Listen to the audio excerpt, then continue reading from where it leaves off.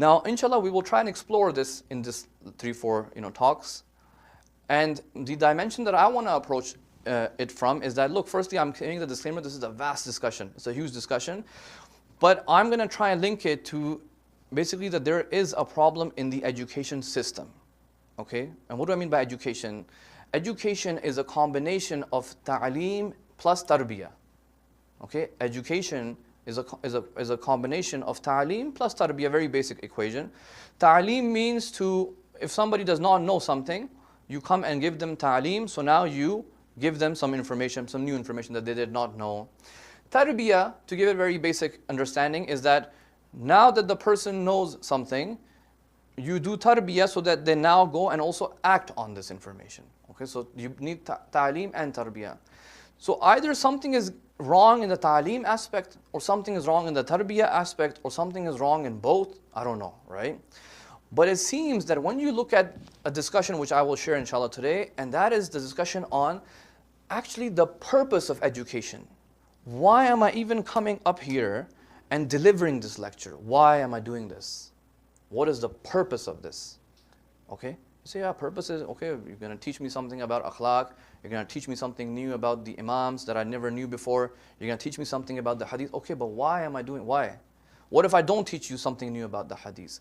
What if I don't teach you some new story about some alim in Qum? What will happen in your life? Something will change in your life? So there is an entire discussion on the objective and the purpose of education, and we're going to address that in these 3-4 nights. Why? Because there are some very major theories that are, that discuss the purpose of education. And if you realize that in the mainstream world outside, there's a certain objective and purpose of education, for example, in public schools or media or TV, I'm not talking about the mimbar, outside, just the world. If there is a certain purpose behind the education and the way they educate, not just schools, media everywhere, okay, the ads you see, the schools you go to, the public, whatever, anywhere, then look, the objective changes the way, the objective changes a couple of things. It changes what you say, and it changes how you say it. Okay, the objective of your education is going to change what you say and what you focus on, and it will change how you say it. Okay. Now the thing is, we may have a very correct and true objective, the Islamic objective, which I inshallah will cover in the third, fourth lecture.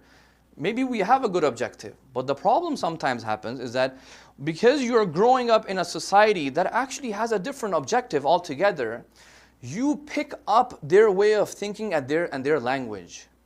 You pick up the way they think and their system, and now you're trying to fulfill your objective, which is the Islamic objective. You want this person to change, you want this person to become more akhlaqi, but the way you're saying it, you only know one way to say it, which is the way you grew up and the things that you have heard. You think this is the best model of education. This is the best model of tarbiyah. But you don't realize that the education system outside, okay, the entire, let's say the Western world, for example, or just the world in general, they are getting the people to act on something based on the objectives that they have. Okay? And this is very, very true. I will usually give this very simple example, right? Say, look, our language has changed.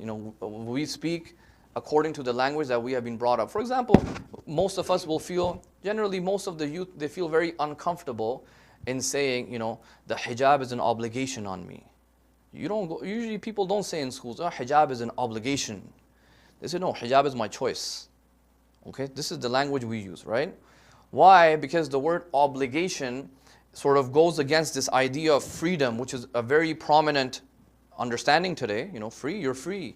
What do you mean someone's going to tell you what to do? So you change the language, even though you may say it's harmless. Yeah, hijab, I'm wearing the hijab. But you see the language is changing. Or for example, there's a lot of discussion about social justice. Justice. The West is about justice, and the governments are about justice. So you shape your language by saying Imam Hussein also stood up for justice. Okay? But you don't realize, you're scared to say Imam Hussein stood up for Sharia law. You don't want to say that. If somebody asks you this Saturday Arba'een walk, what is Imam Hussein doing? You say, yeah, he stood up for justice. If even one person asks you, oh really, mashallah, amazing, congrats, I'm about justice too. Some guy comes on the downtown and says to you, It says, oh, so what was this person doing? You will say, yeah, this person, he wanted justice. There was this guy, tyrant. He would just drink alcohol. He would play with monkeys. He would just sleep with women. And this guy is going to be like, wait, so what did this guy who wanted justice, what did he want to do? He's like, yeah, he wanted to remove all of that. And maybe even like possibly execute this guy. That's justice.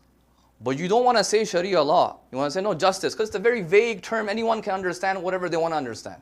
It's a good term to use, justice. But I'm saying the language is changed. We're using a very specific language because I'm not saying that don't say justice. You can say so justice. But I'm saying try and understand the implications of these things as well. Okay? Why are you scared to say, no, Imam Hussein, if he came in power, yes, he would implement Sharia law. You don't want to say that. You're kind of scared to say that because the language has changed. Okay? So this is something that is important.